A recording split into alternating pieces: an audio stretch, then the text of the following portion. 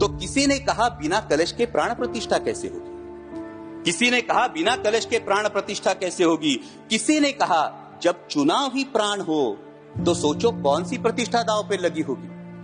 लोग तो कुछ कहेंगे, लोगों का काम है कहना, आप जन की बात मत सुनना, सिर्फ मन की बात करना। फिर भी खुश थे हम 500 साल का सपना जो पूरा हो रहा था, हमारे अंदर का हिंदू भी पूरी तरह से जाग गया था।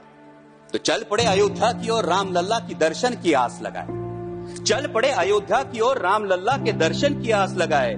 जो सामने नजारा देखा वो देखकर दंग रह गए। वो 3 मंजिलें, 400 खंबे, 32 सीढ़ियां, जय श्री राम का नारा लगाते हुए हम सीढ़ियां चढ़ने लगे। राम लल्ला से क्या गुहार लगाए ये सोचने लगे।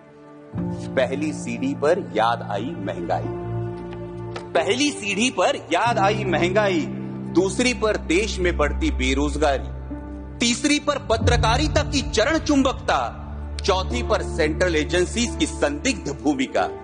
हर सीढ़ी पर कुछ न कुछ याद आ रहा था, हर सीढ़ी पर कुछ न कुछ याद आ रहा था। कहीं 15 लाख का जुमला, कहीं किसानों का आक्रोश था, कहीं महिला कुश्तीगिरों की वेदना थी, कहीं सालाना 2 करोड़ रोजगारों का वादा था, कहीं बढ़ती सांप्रदायिकता थी, तो कहीं चुनिंदा पूंजीपतियों पर मेहरबान हमारी सरकार का चेहरा था। इस वास्तविकता ने झंझोड़ने के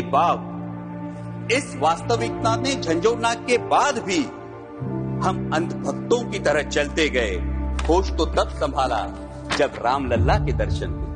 हमें नतमस्तक देख राम लल्ला मुस्कुराते हुए बोले, हमें नतमस्तक देख राम लल्ला मुस्कुराते हुए बोले, मैं कल भी था, आज भी हूँ, कल भी रहूंगा। जितना इस मंदिर में हूँ उतना ही तुम्हारे मन में रहूंगा। लेकिन याद रखना हमेशा मैंने त्रेता युग में रामराज जलाया था, तुम कलयुग में जीते हो जहां संविधान ने गणराज जलाया है। धर्म समाज का किनारा जरूर है, धर्म समाज का किनारा जरूर है, लेकिन देश एक बहती धारा है। किनारे को धारा के बीच में लाया तो प्रवाह अड़ जाता है, प्रगति के पथ से हट जाता है। इसलिए धर्म का ठेकेदार नहीं, पहरेदार बनना चाहिए। इसलिए धर्म का ठेकेदार नहीं, पहरेदार बनना चाहिए। तुम रहो न रहो, वो रहे न रहे, ये देश रहना चाहिए, देश का संविधान रहना चाहिए, देश का लोकतंत्र रहना चाहिए, ये देश रहना चाहिए। जय हिंद, धन्यवाद।